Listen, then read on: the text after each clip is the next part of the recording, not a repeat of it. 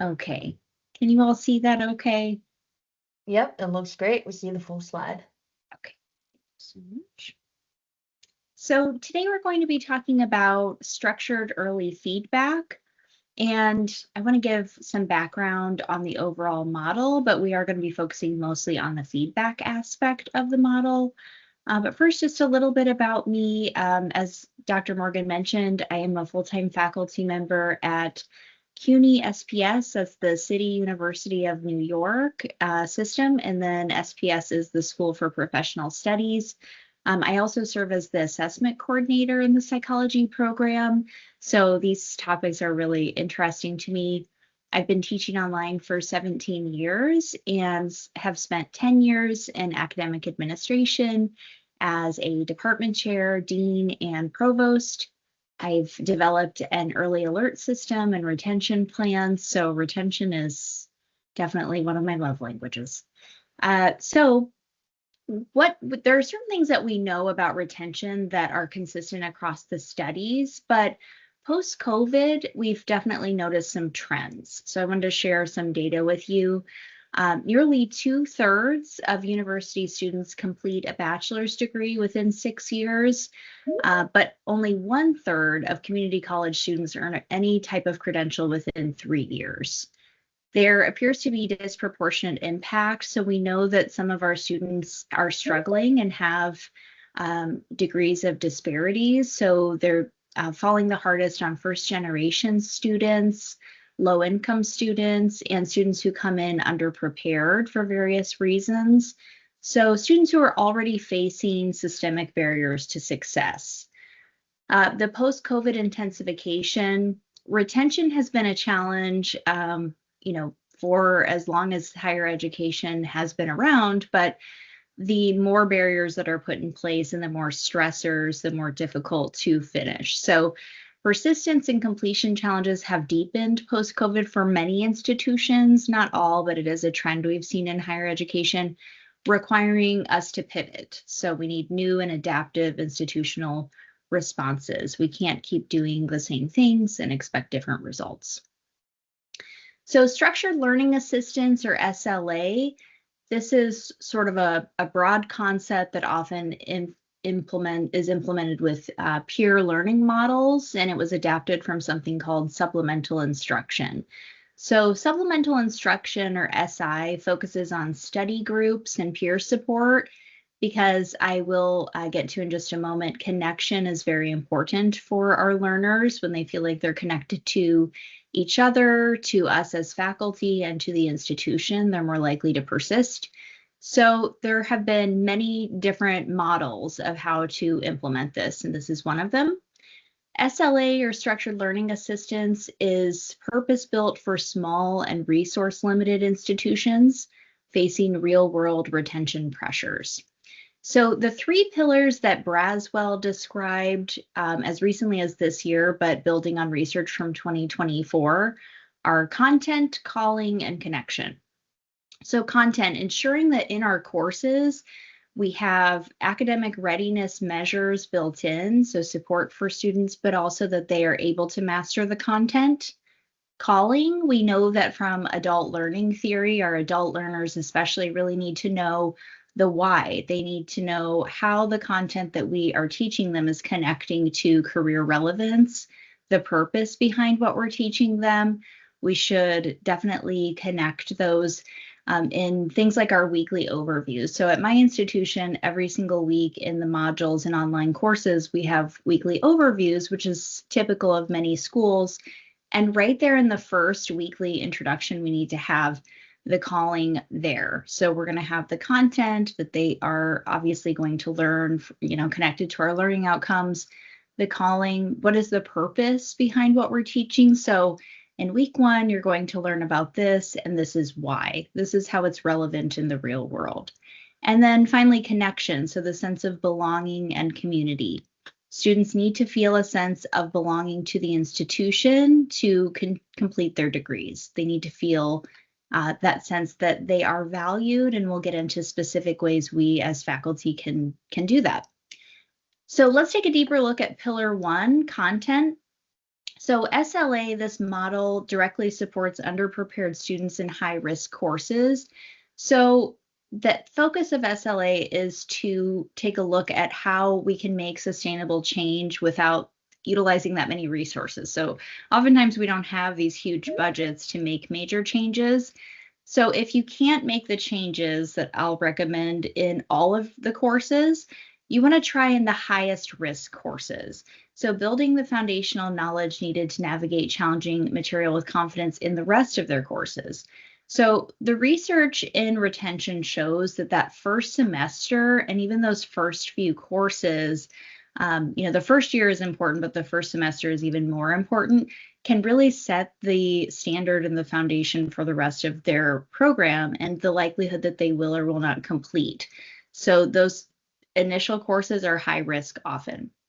Evidence shows that SLA participants demonstrate measurable improved academic performance, not just in the short term, but again, throughout their academic journey. Students in SLA supported courses, and again, I'll show you what that looks like in just a few minutes, consistently outperform their peers in the same high-risk courses who didn't receive that support. So calling, SLA embeds career relevance directly into instruction. So as I mentioned in the weekly overviews is a great place to initially put this, but it can be in multiple places and should be in the course. Helping students draw the clear line between their coursework and their future profession. So why am I learning this? In adult learning theory, we know that students need to know the why. And when they do, they develop a sense of purpose and intrinsic motivation that's essential for engagement. So not taking the course just to finish it, just to get to their degree, but really, why am I learning this content each and every week? And why does it matter to me? How does it apply to what I'm going to be doing for a living or in the real world? And connecting those dots is really important for us as educators. And finally, pillar 3, connection. So SLA can foster a sense of belonging through what we call micro cohorts, so small groups, small intentional peer communities that provide mutual accountability and social support throughout the semester. Thomas identifies belonging as a cornerstone of student transition and retention. So in every study on retention and attrition, this comes up. Students have to feel connected to the institution, as I mentioned, to each other, and then to us as faculty members. So micro cohorts can reduce the isolation and create those bonds that keep students enrolled while challenges arise. We see similar outcomes with things like student groups on campus, just any opportunity they have to connect with one another. But the micro cohorts really help because they can form study groups, for example. So what we are mostly going to focus on today is the power of prompt feedback. So the good news about retention is we really know how to help students persist in their programs. And the bad news about retention for faculty is that it often feels like it falls on our shoulders. It's not really true to a certain extent. There are things that the institution obviously needs to do and commitments that need to be made in terms of services. But we really, as instructors, are on the front lines of retention. So we are the ones who are interacting with the students the most. We know our students best. And we know when students start to fall off and they start to not log into class or not submit assignments. So the most important timely feedback is in week 1 of any course. So research consistently identifies that timely and specific feedback as a high impact educational practice. This is why a lot of accreditors are focusing on this, and various institutions are really ramping up how quickly students get feedback because it enables course correction before grades are irreparably affected. So, for example, at some institutions, faculty have 7 days to grade work. So if a student starts on a Monday, the last day is Sunday, and they submit their work and they don't get their feedback for a week, well, by that point, they've probably already submitted their work for week 2, so they may have made the same errors twice.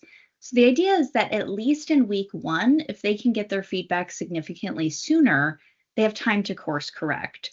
It's less likely that they'll feel that sense of hopelessness. I'm making these mistakes. My grade is already low, and then they just kind of disappear on us. And that's when we really do notice a lot of issues with retention. Building self-efficacy for succeeding students, early feedback reinforces confidence and validates effective study strategies, strengthening their academic identity. And this is really one of the most important things, especially as we find in psychology. So enabling support referrals. Faculty can use early feedback moments to connect struggling students to campus support services. So on our campus, we have tutoring, we have counseling, we have advising, and some other programs. We have some financial assistant programs, etc. Connecting students to this can prevent a small struggle from becoming a withdrawal. So we're not losing that student because they needed tutoring and they weren't connected to it. I can't tell you how many students I've had over the years at various institutions who don't know what these resources are. They don't know that their institution even had them. I've had many students say, no other professor has told me that we have a counseling services department. So when you're reading that week 1 work, whether it be a discussion board, for me, it's short answers on quizzes. Usually we don't have a high stakes assignment in week 1, but you have something, the introduction thread, something like that. When you're reading that, it's important to be really thoughtful about, does the student need services? So some students will disclose disabilities, for example. Of course, as faculty, we're not allowed to ask about that, get involved in that to an extent. But I might reach out to a student and say, you disclosed XYZ. You don't need to respond to this, but I just want you to know that we do have a disability services department who might be able to work with you on accommodations, and they'll be able to provide the details on that. And then I'll send them that link. So it's about us reading what they've given us in week 1 and then connecting to them on a personal level about, okay, you mentioned that you're struggling with APA style. And in other psychology courses, here's a tutorial, or here's, the Writing Fellows program information. So using what they're giving us in week 1 to connect with them, to form that connection, but also, most importantly, to loop them in with resources they may not even know exist.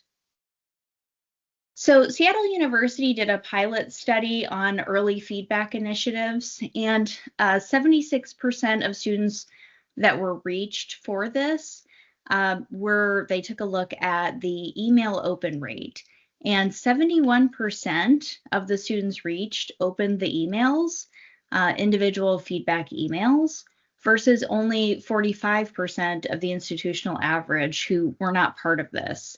So there was a dramatic increase in that sense of connection once they had received the structured early feedback in even opening emails. Because I know many of us have tried to reach out to students, and many faculty will say things like, students disappear and there's nothing I can do about it. That can be true sometimes. We've all had that happen where a student just stops logging in. They may have, personal challenges. They haven't, told us anything that would allow us to help. But this is data from using early feedback in a really specific way, and that increase in just even being willing to open the email. So because the faculty had provided the early feedback, the care teams, the early alert teams, the supports that the institution does provide, were able to reach out in a timely way and help prevent some of those issues with retention. Also, again, being able to provide disability services. So with this initiative, learning assistance, the tutoring programs and disability services both showed an uptick in student engagement. Because for the most part, they then realize that exists, they can reach out, and we are helping connect them to those things. So what should the feedback look like? The WISE feedback approach can be really helpful. So this is when we're providing critical feedback, but framing it as a reflection of our own high standards, but also our belief that our students can meet those standards. So this approach builds trust, promotes engagement, and improves academic outcomes, especially with historically marginalized students. So research shows that an instructor writing a note, this particular study, I can provide you the information on it, but they physically wrote a note on an essay. And when they wrote the note on the essay that they have high standards, but that they believe the student could meet those standards, students were more likely to revise their essay. So 80% of students who got that revised their essays versus the control group where they didn't have a note, only 40% revised their essays. So when we show that we believe in them, sometimes that helps them believe in themselves. A case study of just how to provide some of this feedback, but also in tying it to real world, so focusing on the content aspect of those pillars. So the scenario for a developmental psychology class is a student is explaining Freudian defense mechanisms using a college student's study habits. So that's the prompt, and they've responded to the prompt. So the feedback strategy in this case might be challenging the student to categorize the coping mechanism. So getting them to determine what a healthy coping mechanism is versus an unhealthy and applying it to a real world example. So how do you distinguish between the ego's use of a healthy defense mechanism like sublimation, which is channeling anxiety into a structured study plan, and the unhealthy use of something like rationalization to delay the distress? So getting students to think about it in a real world way, such as college student study habits, there's nothing really more applicable than that for our students. So one thing that you'll notice if you're providing early feedback and you're utilizing these kind of tips and tricks to improve retention is that we do have students who just disappear. That's happened to me. I'm sure it's happened to anyone who's ever taught a college course. So what we do with that really matters, though. This is an example of an early feedback email. So we're going to say, greet the student. Good afternoon, student. I noticed that you have not yet participated in our first week of the online discussion board or submitted the initial developmental psychology quiz. This concerns me. So again, we're showing the connection. We're showing that we're concerned because early engagement is a strong predictor of success in this course. And I want to ensure that you have the resources needed to catch up. So we're connecting with a student and we're also providing a why. Why does it matter that they didn't post in week 1? Well, early engagement is a strong predictor of success in the course. They need to know that. Please complete the following steps and then give a specific date and time that you'd like the student to complete it to get back on track. And you list whatever it is in your course. And then I am here to support your progress and look forward to seeing your contributions in our online classroom. Please don't hesitate to reach out if you'd like to schedule a time to talk. Again, an opportunity for connection. Sometimes our students disappear because of various things that are going on in their lives or in their academic struggles, whatever the case may be. But having someone in their corner, I'm here, you can reach out anytime. Here's what to do to get back on track. Actionable steps. This is a call to action, but it's also an example of connecting with our students. So how to implement structured early feedback. So embracing the model.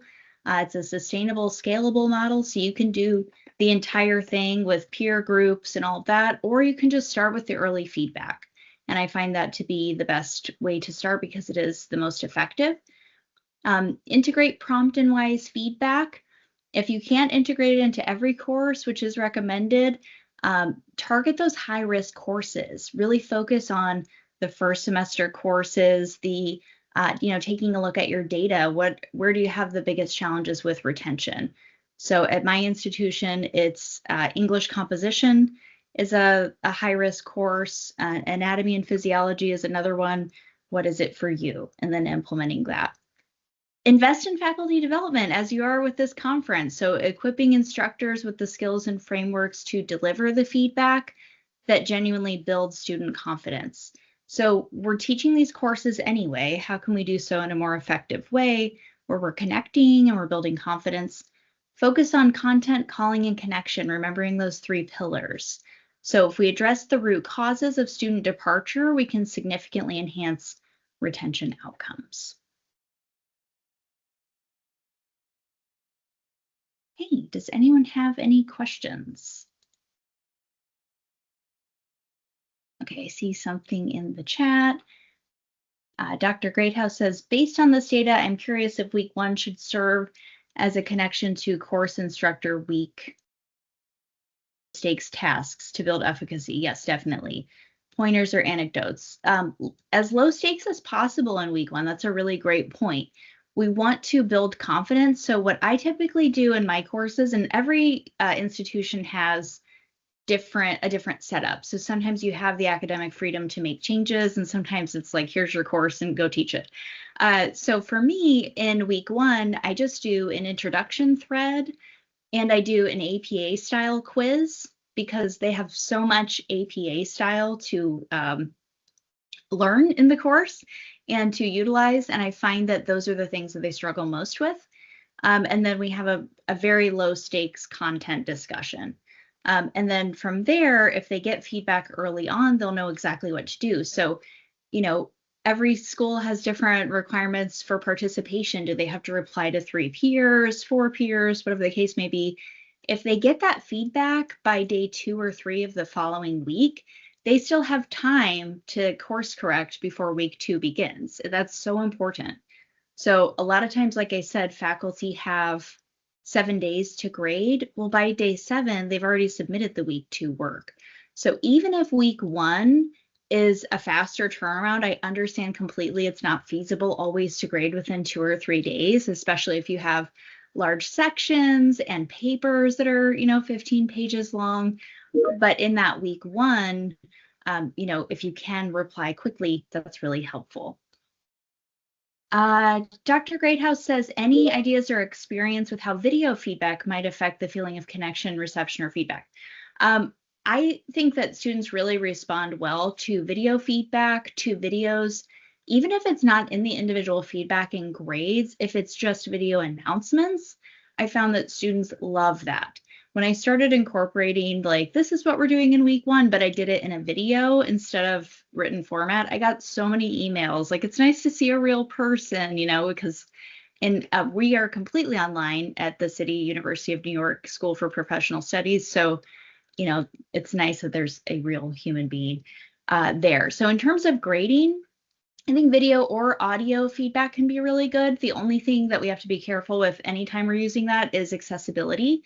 So just making sure that we have the ability to do closed caption or a script, connecting that so we meet those accessibility requirements. But yeah, students really respond well to that. Dr. Morgan says, if a student doesn't respond to the early feedback email, do you use any kind of follow-up after a certain amount of time? Great question.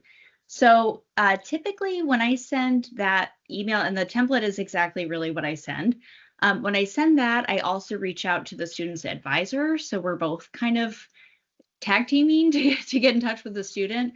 And if they don't respond, then I will follow up the following week.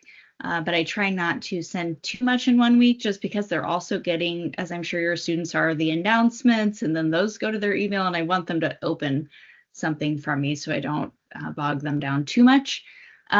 We have found some success with texting students, but they do have to, of course, give permission for that when they come in. And I just want to share too, I have experience as an administrator and as a faculty member, and I totally understand that this can be overwhelming for faculty. So the reason that I broke down the presentation to focus just on feedback is because I find that even if you change nothing else but give early feedback in week 1, that can make a huge difference, because then they know who you are, you have identified any red flags. So if the person is experiencing barriers such as they're disclosing a learning disability to you, or they're disclosing challenges in their personal life, or whatever the case may be, or they tell you that they're working 2 jobs and in school, that's the time that you want to connect them with whatever applicable resource we have. Because again, sometimes they don't know that those resources exist. And at a very minimal level, I've had students say, I'm so glad that you read my introduction to know that I was going through that. So it's that connection piece of the pillars. Does anyone else have any questions or experience trying any of this in your classes?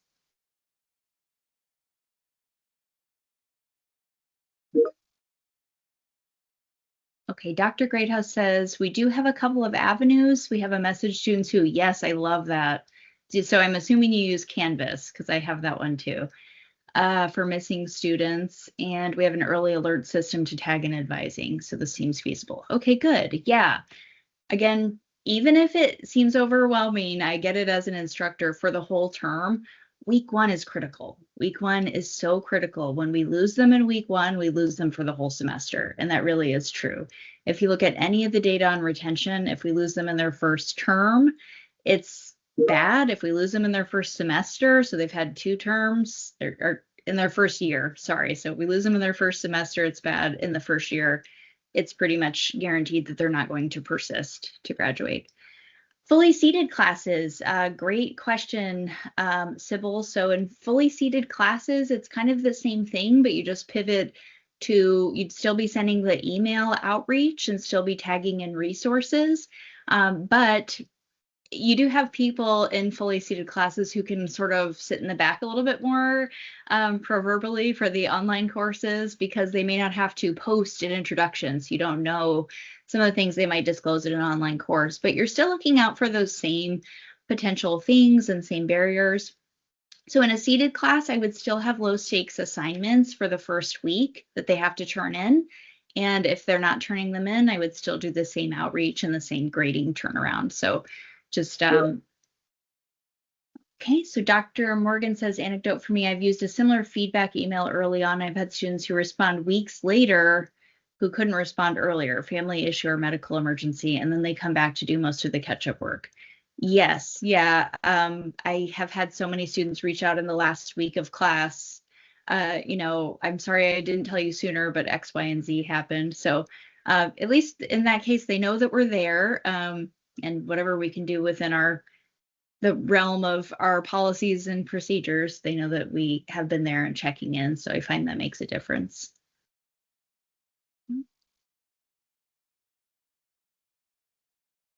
So how many of you teach online versus in person? I know I kind of geared this toward online, but if you teach in person, we can talk about that too. Online, 100% online. Yeah. Yeah. Both and in person. Okay. Taught in person and then online. Person. Okay, we have a good mix. So for those of you teaching in person, how do you find, if you've taught online too, the contrast in the disappearing? So students just not showing up anymore or not responding to you anymore, because we see that online a lot. And so many of these are targeted toward that because the retention is tricky with online. I started teaching in person when I first started teaching, so 17, going on 18 years ago. Wow, in August. And yeah, I would have students just not come, and then I'd see them around the campus. I'm like, where were you this morning? So in that case, I could check in with them there. See it more in lower level courses, definitely. Yeah, that seems to be the biggest challenge for sure. I teach undergraduate and graduate students, and in the graduate classes, rarely do I have anyone disappear. But when they do, it's because of barriers I knew about from the beginning. So I have a student now who's in the graduate capstone course, and she disclosed early on she was going through something. So we had a feeling this semester would be hard for her. But in terms of just walking away, disappearing, it's a lot less. So Megan says, anecdote, I send a generic message where I check in on the progress of struggling students mid-semester. I use a blanket message to all of them, and almost every student responds. That's incredible, even without including their name in the greeting. That's great. Yeah, that's a really good response rate. Definitely. I recently chose "You Can Do It" as the password for a developmental course. Oh, I love that, Sybil. I was surprised by how many students said thank you. Yes, I felt a little cheesy because I started posting announcements that were like very inspirational and things like that. It was just on my heart to do that last semester or the semester before. I would occasionally sprinkle it in before, but the response I've gotten has been so positive. So I think, everyone's working hard and they want that, encouragement and need that encouragement like we all do. So yeah, definitely. I love that. I might take that password idea.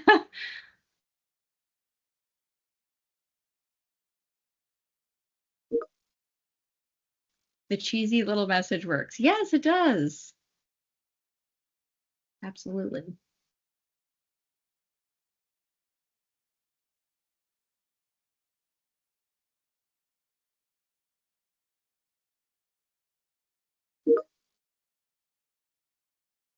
Dr. Greathouse says, Megan's message reminds me of the significance of using the student's name when providing feedback.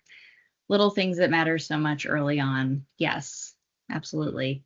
It really does make a difference. And responding to every post in the introduction thread, I think is critical. And responding specifically, oh, I see that your brother just had, their first baby or whatever it is, it matters. And what I found, I used to teach a virtual course. I still do, but probably only about once a year, where it's synchronous twice a week on Zoom. And in the first meeting, we all go around and introduce ourselves. And I think the cap in that class is 30, maybe 30 students. And I would take notes, like physical notes as they were talking. And I remembered one of my students worked 3 jobs for 3 different assisted living facilities. And probably like 6 or 7 weeks into the course, I called on him and I said, well, you work for 3 assisted living facilities. What have you noticed with X, Y, and Z? So we're talking about aging. And he was like, I can't believe you remember that. And I said, honestly, I can't take I take notes, but I remember because of my notes. And I think that students really value that when they know that we've paid attention. So in my online courses, I try to take notes too, just, so-and-so is, double majoring in this, or so-and-so has an ill family member, whatever it is, because we tend to have so many students that if I rely on my memory alone, it's not going to work out very well for me. Okay, Sybil says, does the literature suggest that the early week 1 assessment be content related? Not necessarily. So week 1 assessment can be anything. It's just the research really shows that early in the course should be as low stakes as possible, because you want to build up that confidence and you want to get the feedback early on. Without having the penalty of, oh, now I'm failing the course because I, had this 20-page paper due in week 2 or something. So I think that week 1 should be pretty light in content. This is just my anecdotal experience, but the actual data is really surrounded around early feedback and low stakes is what I have found. So I like the APA quiz for psychology. Dr. Morgan says, earlier you talked about pillar 3 being connection. Do you have any advice about encouraging students to connect with each other? Yes. So it's important. This is where the institution's kind of role comes in, because it's very difficult for faculty to monitor the micro cohorts that were mentioned in the presentation. So setting up the opportunities for student groups, student life, meet and greets, anything like that is really helpful. I have started doing with my graduate students now. I have them in small groups, but they meet with each other without me, and then they report back. I have them in the same small groups throughout the semester because of that reason exactly. I want them to be able to connect with someone, but it's not in pairs. So if one person doesn't do something, they get a bad grade. It's not tied to that. It's just to connect. It's for the sole purpose of connecting and giving each other peer feedback. So as long as they're meeting and giving some sort of feedback, they still get credit for having done it. I've just started doing this, so I'm not sure how the difference it will make. Hopefully it'll be impactful. But we have a lot of student life on our campus. We have over 30 clubs, and some of those clubs only have a few students. I run the psychology club and the parenting club we have. And so students will actually meet in person. The school is based in Manhattan, so the parenting club just took their kids and they all got together and went to a museum. This isn't always feasible in online classes. We just happen to have most of our students are in one of the New York City boroughs. So yeah, they get together and everything like that. But even on Zoom connecting, I started a psychology department book club where quarterly we get together and just talk about a specific book. And I let the students choose sometimes what the books are out of a handful of options. and that can help. So just however we can get them together. I do my office hours individually, but some faculty do group office hours, and so more of a group chat. I just don't do that because of FERPA. Oftentimes people come and they want to talk about grades, so I haven't done that though. Deb says, I realize that feedback needs to be authentic and personalized. However, are there resources that provide suggested phrases for effective feedback? I worry about using the same phrases to encourage performance. I'm not sure about resources for suggested phrases. Yeah, I think too, if you use that, anything like that email template, just choose whatever works best for you, and then you could just save it and mix it up occasionally. I know some people use Copilot or something like that to try to, adjust their verbiage. I'm not very skilled in that area, so I need to get better about that. But I would imagine you could use some type of AI to change your wording if you wanted to. But I find that just making sure it's personalized and has the student's name on it is really important, so they know it's not, oh, this just went to, 100 people. Although still that outreach is better than no outreach, which is, sadly what can lead to the retention issues is when they feel alone. Oh, yes, of course, Dr. Greathouse. Thank you for your kind words. I am actually in Florida too, even though I am teaching for a school that's in New York City. I'm in Florida as well, and have heard of you guys. And I think it's great that you're having such growth, and doing this event is wonderful. So thank you for having me. Anyone have any other questions or comments? Well, of course, hang on for a minute here in case anyone's coming up with other questions. But thank you so much, Dr. Hansen, for being here and providing, all this great information about, prompt feedback. And it sounds like a lot of people, other faculty in the chat, are also using similar things or wanting to use them and coming up with their, anecdotes for how effective it's been in their situations. So as we're closing out, I wanted to just direct people to this form I'm putting in the chat. It's just a survey, a really short, brief survey about your experience in this session, the other sessions you've attended today, and we'd love to get your feedback on this. We'd love to, keep doing the learning exchange here and having great people like Dr. Hansen come in and share their experiences and their research and everything like that. So please, when you have a moment, fill out that survey, as well as at 12:45, there's going to be a closing session, just a brief 15-minute just closing out of this teaching and learning exchange, and just trying to get the link for that. But if there are any other questions, please put them in the chat for Dr. Hansen.